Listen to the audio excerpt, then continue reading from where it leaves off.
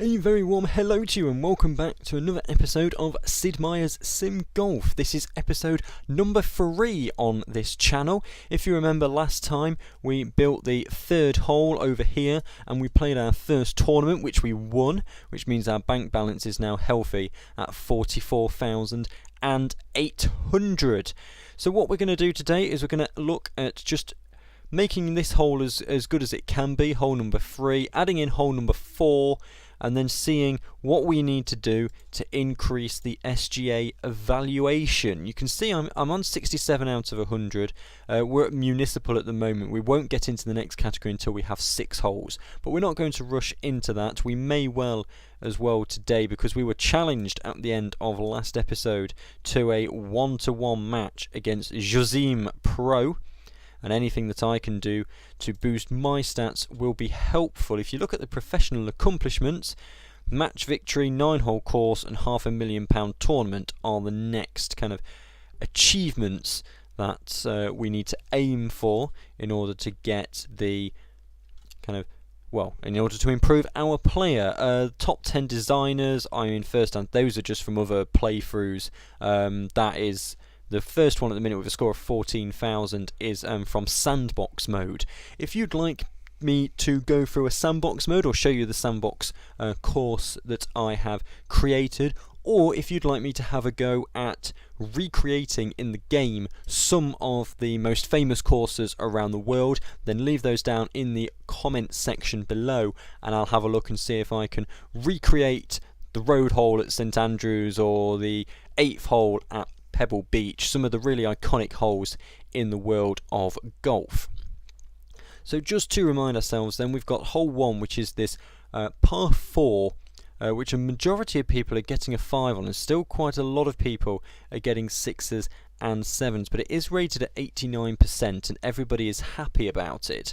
So I'm tempted to leave that as it is. Hole number 2, if you remember, we made quite a few changes to this last time. A lot of people not happy that they're in the sand trap, and a lot of people again getting a score that's above the par. So we do need to think about making a hole where it's easier for people to get the par that they want. Here you see again the average is 5.44, so we do need to make a bit of an easier hole here, because it's a bit of a long and difficult course at the moment. It's an interesting balance, because further down the line, if you want the really good competitors and the really big money tournaments, your courses have to be really long and really challenging, because all the pro players have all 3 skills and they're not going to be interested, and they're all going to finish 15, 16 under par for a round if your course is too short and they can reach the greens. Oh, we've got another visit from Ivana Richman. Whereas, if you make a course really long so that people can, so that the pros will come to your course, you have people, regular people, that are just going to not like it because they say it's too long. So it's a balancing act, and it's a difficult one to get right. So let's have a look at building hole 4. Now we've just done a dogleg to the left, so you don't want to repeat it, because then your holes won't have any variety. If we look at the course report, I've got a dogleg right, straight, dogleg left. And so this is how you can track your course, and this also helps with the SGA evaluation. So here, none of my holes have length, 2 have accuracy and 2 have imagination, which, if you look at the SGA evaluation, none have length, 2 have accuracy and 2 have imagination. This works well because it allows you to see which holes need work. Now, it does take time for them to get these stats, so you need to just be a little bit patient. But we've just had a dogleg left, so what we don't want is another dogleg left. So we either want a straight or a dogleg right. And we've just had a par 5 following on from a par 3, so we're going to want a par 4. Now, especially in this early stage, it's important to use the course as best you can to your advantage. So that's what I'm going to do here. I'm going to use a par 4, and you want the tee a little bit away from the green, so I'm going to put the tee there, and then when we get the pin here, you can see the sort of hole that we're looking at. Now, I don't want to have any fairway round here, because then people will start doing that on the third hole, and that's just not going to go well. So, and you also don't want it too near here, because people who are going too far away there will, too far to the left of the fairway there, will end up on this green. So but you also want to use the space. It's a really difficult balancing act, and it's really not easy to do. Now, much as I want to play a hole kind of to here, or utilise this space, I don't think that I'm going to be able to, and I might use that later on for some celebrity apartments. You'll see what I mean by that when we get further into the series. What I might do is come down here towards this water, 340 yards or so. Now if I come this side, I can use the trees as a barrier to this hole, but then this is full of rocks. If I come down here, you're at 382 yards, and it might be a little bit on the long side. Plus also it's really difficult for people to get in around the trees, and it's close to the water, so they might find it annoying. If you come too short, it's going to be too easy of a hole. But then again, I do quite like that. The issue with that, if I put that there, is that it's only a par 3. Now, if we look at the shots that everybody can take, it's a par 3, but yet nobody can make it. So thank you, game, for that. Now, I'm going to try and force it to consider this a par 4. Now, if I put fairway in here, I know there's rocks and all the rest of it, and it's just a little bit tricky, but I'm going to run that bit of fairway so that people can angle their shots in. And now you can see people still aren't able to make it, but yet the game still wants it to be a par 3. If I add more green, I'm then able to move the hole back. So hole 3, that dogleg par left, is a precise type hole which rewards accurate shots. Length and imagination are less important. You want a variety in your course. Now it says hole 4 is open for play, and now I may build a pro shop, and hole 3 is now changed to a challenge type hole. You get this, they change quite a bit. Now I don't actually want hole 4 open yet, so I'm going to keep doing a bit of alterations to it. Now you go, there you go, 270 yards, 280 yards now makes it a par 4, which is what I wanted, and it goes back to being closed. So I'm just going to run that fairway there. It should be nice and narrow, really. It's going to be relatively easy for people to reach that green. There isn't really any difficulties apart from the trees. What I want is the pathway that runs from the tee through to the start of the fairway. And Freddie's got a prestigious silver membership. Thank you, Freddie. So this is what I'm thinking for hole 4. I'm going to put some bunkers behind there, like that, just to help halt people if they go too far over the back and they don't end up on the green of hole 2. Now if we look at the shots this time around, people they're trying to go for it, but they should all get there in 2. I want a hole now where people can get birdies, because they have been struggling so far. But I do now have a hole that I'm happy with for now. It's got enough accuracy on it. There's trees either side of it. I don't really need too many difficult features on it. The one thing I will do before I open the hole is put some benches against the tee there, so that people who are waiting have somewhere to sit. So let's go ahead and open that hole. A short 278 par 4 is open for play. Now, this is where the game starts to begin to move a little bit quickly, and if you're not kind of right there with it, then you can start to get a bit overwhelmed. Now you may have seen that we have a pro shop open. This is our pro shop. It costs 20,000, and basically it improves the skills of accurate golfers. So it will cost you 20,000, which I'm going to put down, and people will still be able to avoid it from that tee, so that's no real difficulties. You see, nobody's hitting the clubhouse, the pro shop, so it's fine. And this will improve accurate golfers, which means their skill is better, which means they get better rewarded for accurate shots. Now, the putting green, if you remember, rewards golfers with imagination, if I remember rightly. Yes, the tennis courts make more golfers become members. The pro shop, which we have now, is the accurate golfers. The driving range is the long hitters, and it just helps them get a little bit better. Now, this is something to keep your eye on here in the top left corner. You'll see we have one golf ball, which is for our one hole that is in the top 100 holes in the country. To be honest, even these three icons there, I'm not sure what they are. And then there's this under here, which is a lot. Now, the lots are under the build section. They are here. It costs 1,000 to build a lot, but you can see what the value of the lot is there on the right hand side. Now, what these are is these are buildings. I'm not going to place one yet because you need a few more holes and you need to know what you're doing in terms of your course planning and where the space is a bit better first. But celebrities can move into your houses on your golf course, and then golfers will be happy going, hey, they're always a bit kind of different, so it's like Damron Kiaz or I think it was Wobby Williams rather than Robbie Williams, and they get happy about being able to see celebrity houses, and that just makes obviously everything a bit more better and everything a bit rosier on your course. How did you get a bogey on that hole? That was okay.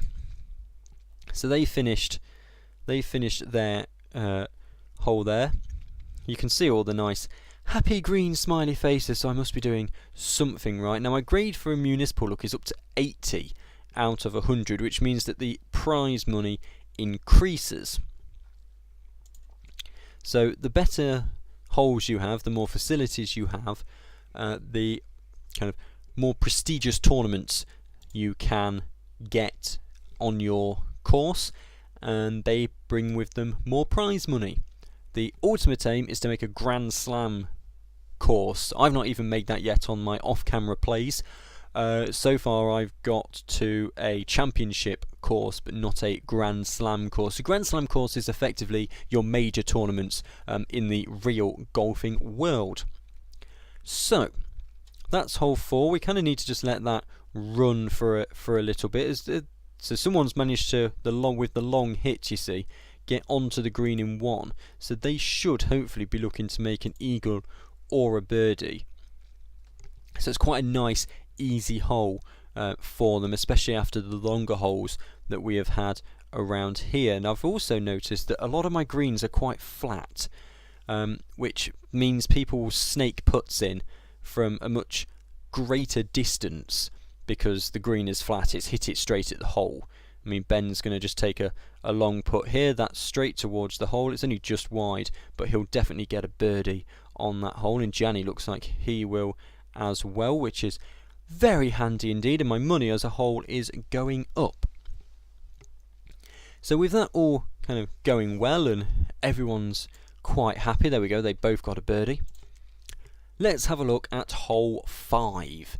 Now, hole 5, there is only really one place I can go with this, and it's along here towards the Dolphins. So, I want to utilise as much space as I can. The issue is all these trees in the way, so it's going to be quite an expensive hole to build, but we'll see what we can go with. So, we're coming off hole 4 here. You want to be, hole 3 is now in the best 100 holes as well. See, Ivana Richmond's just holed it from 88 yards. And she's donated a peaceful Buddha, so golfers have happy thoughts near this landmark, which is why I want to put it where there's areas of difficulty. So the tee, I'm going to utilise the space. You see, people are coming over here, so I don't want to have the tee too close. I'm going to bring the tee into here.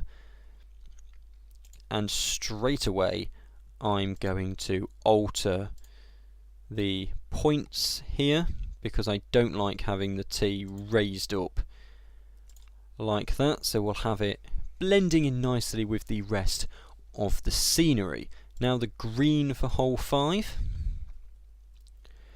is going to be, I'm going to do another par 4. You should really aim for 10 par 4s, 4 par 5s and 4 par 3s. So that's kind of, for each 9 you're looking at 5 par 4s, 2 par 5s and 2 par 3s. So I'm looking at another par 4. Again, we've got this water. I want to kind of maximise the distance as much as I can. Maybe later on in the game we'll go for an island green. That would be fun, like at the 17th at TPC Sawgrass. So we're going to go 371 yards. It's a long par 4, which means I'm going to make quite a big green. And I'm going to have everything slope towards the hole, as it almost does already.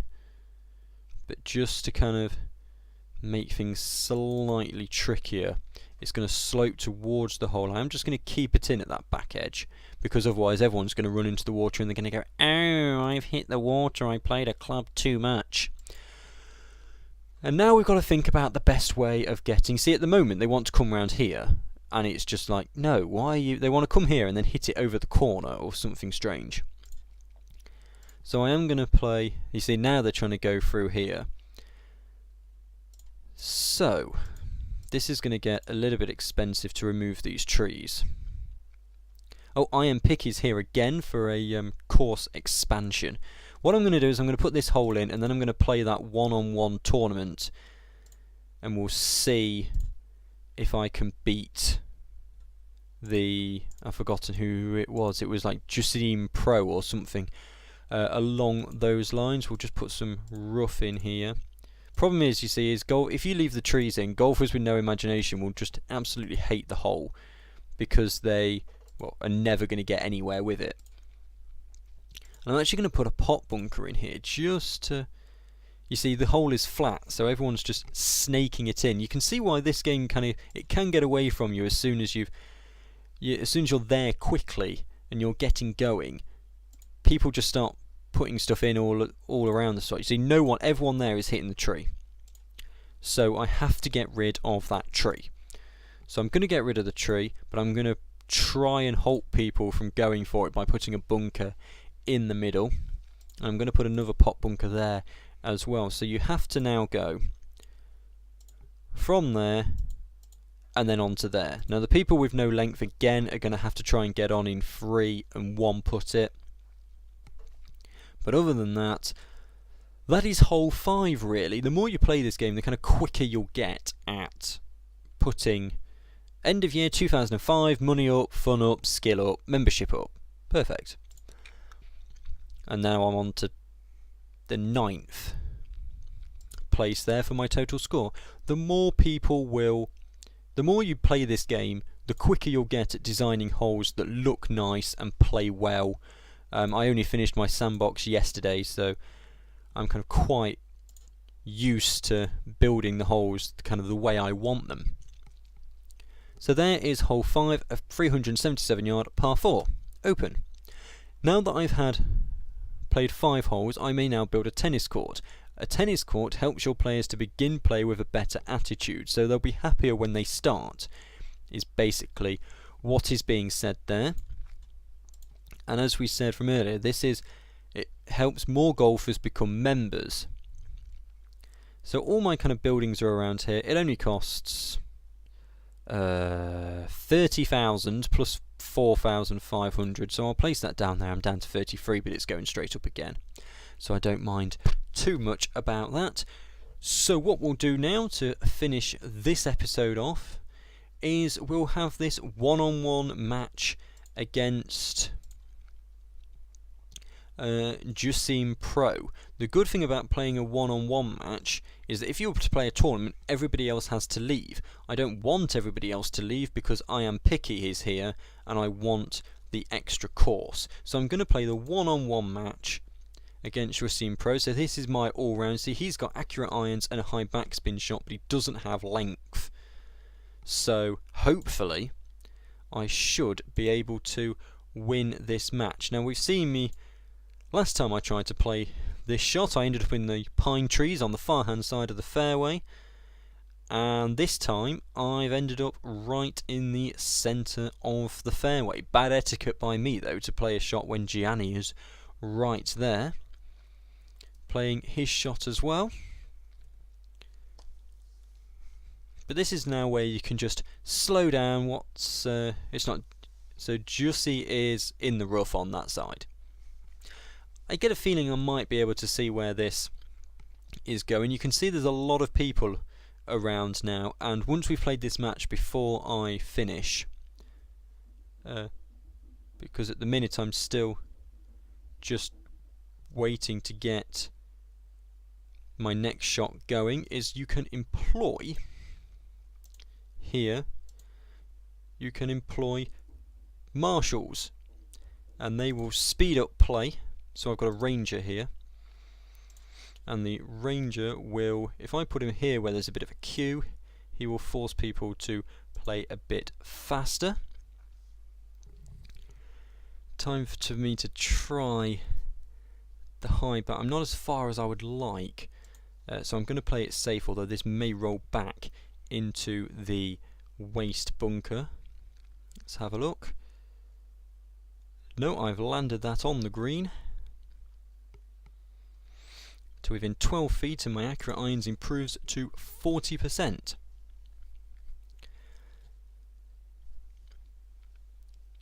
So nice. It's nice to play one-on-one matches. That's a nice run shot there, but he's run a little bit too far. He played it low. I'm surprised that he didn't get caught up in the waste bunker.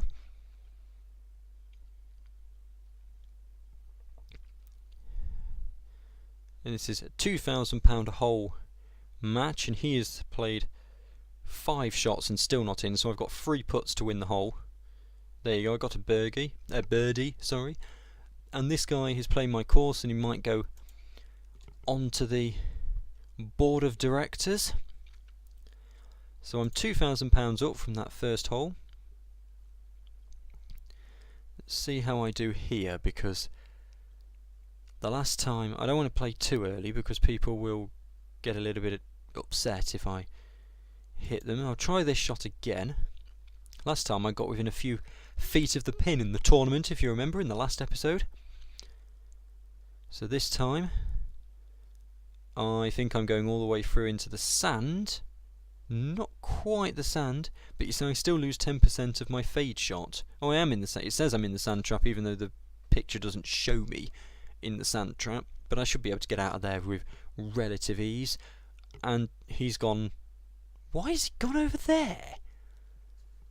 Even people with no accuracy, you think would just play it straight to there, but no, he's played it straight all the way over there. Unless he tried a fade shot and just has no fade ability whatsoever, which is a possibility. The ranger's not doing a very good job of making people speed up on this hole, are they? There's 2 people waiting, who seems not happy that he's gone into the sand trap. So, interesting times here at the Dolphin Coast Municipal Golf Club, which is what this is called. If you have any better names for this course, let us know in the comment section below. And I'll pick the best one and rename the course to that. I always think it's a bit counterproductive that I own the course and I'm paying for a drink and it's going straight back into my pocket. But nevertheless, I was so close to the green that I don't actually have to take this shot. I can see some dandelions over the hole there, so I need to get a groundskeeper on that quick. I need somebody to cover this section, and of course I couldn't do it because I need to play my tee shot on this par 5. So just while my player is doing that, I'll cover as much of this area as I can. There we go. Right, where did my tee shot finish? In the fairway. Lovely.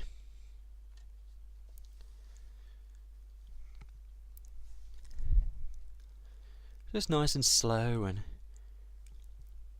I've got to that stage now I can tell in this medium difficulty course where the money is coming in. I mean, when I started this one-on-one, I was on 30,000. I'm now on 75,000. So it kind of, yeah, it gets to the point it's like any of these games really, where as soon as you get past that initial section of having to worry about your money, you then all of a sudden don't, and you can do what you want. That's why I'm thinking I'm going to have an island green towards the end of this round. I think I'm just going to have to play it straight off the path here, because it's not going to end well otherwise. Hopefully it reaches the fairway and doesn't get caught up in the rough. It has reached the fairway.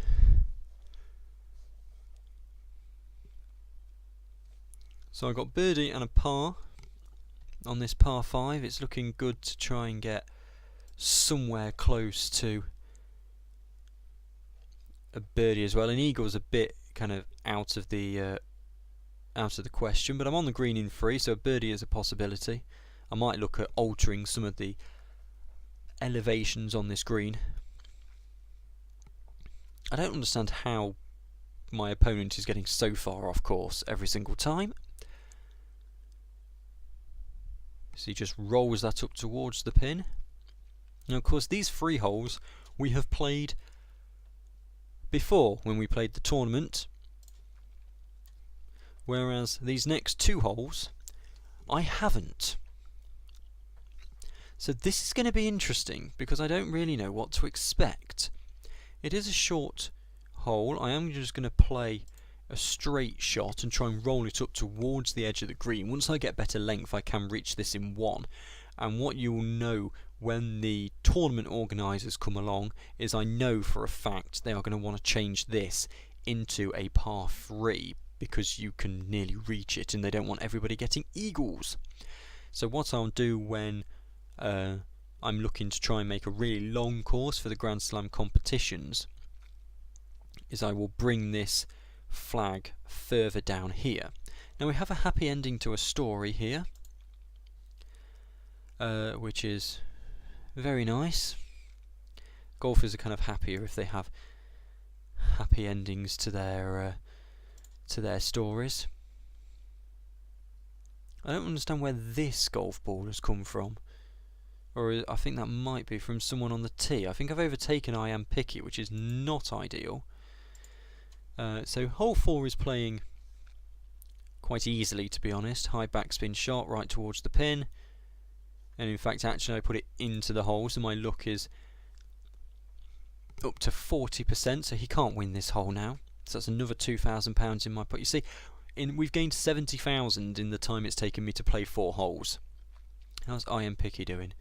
Oh, he's quite thirsty, but he should hopefully still want to invest in the course. Hopefully Sally Soda Vendor, she might come along to him. Might put her over here actually temporarily, so that she'll give him a drink when he finishes the hole. I've landed it in the fairway again.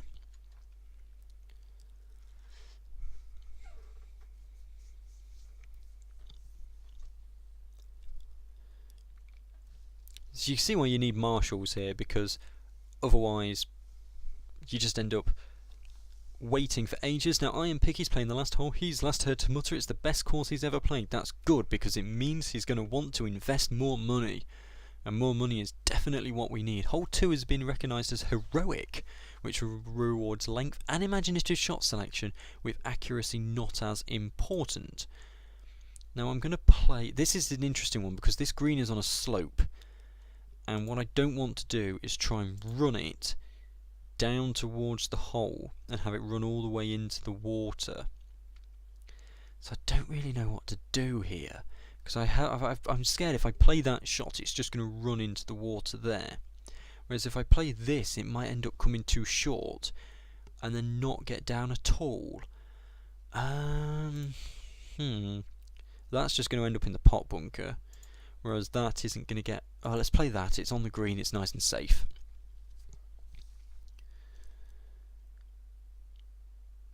He says it's on the green, it's nice and safe, and he then puts it in the water anyway. Wonderful! Let's see what my opponent does. The best thing for me here is that he puts it in the water as well. Oh, he's close. He's close. What a shot. Oh, quite a bit backspin there. Now I get in the water, but I do get a free drop, which is near the edge of the green, which is quite nice. But I do have to take a penalty stroke. So you see, I've only played 2 shots, but it says I've played 3 because of my penalty stroke. Whereas now I've played 4. There, so I'm going to get a bogey on this hole. So if he snakes this in, he's won the hole. And he hasn't. So now it's down to the very short game. He holes his for a bogey. And I hold mine for a bogey as well. So I won by 9 shots, so I win 2,000 for the match as well. So first match victory, I get to upgrade my stats. I'll put it into that. And that is it for the one-on-one match. We're now up to, see, we gained 100,000 in the time it took me to play that match, which was only about 15 minutes. So I'm about to end this episode here, but I will just wait temporarily and I'll let I Am Picky finish his round and we can start the next episode with a brand new square to put into our golf course, the Dolphin Coast Municipal Golf Course. I think he's had his drink as well. Now I know he's still quite thirsty, so he obviously didn't get a drink, but that's not to worry because he's still quite happy. He's still enjoying the course. Look, my fun factor's up to 455. What did you do? Oh, there he is. He's running it down towards the hole. Look at the shot there from I Am Picky. I like the names on this. I Am Picky 2. And so there we go. He's approved the expansion request. He'll be back when the fun rating is over 600. So yes, I've got big plans. Now I'm over here at the moment, so I kind of don't want to use free because I can't get in and out again. So we have 1, which means I could come across and then work my way around here, which would seem to make sense. You will also notice that the price every time you get one of these expansions goes up. But I'm going to go with 1. Rough, water and trees. And that's given us all this space over here that we can utilise at the start of the next episode. But that is going to do it for today. So if you have any suggestions on what to do with this course, any alterations you would like to see made, I need to figure out what to do with this section in here.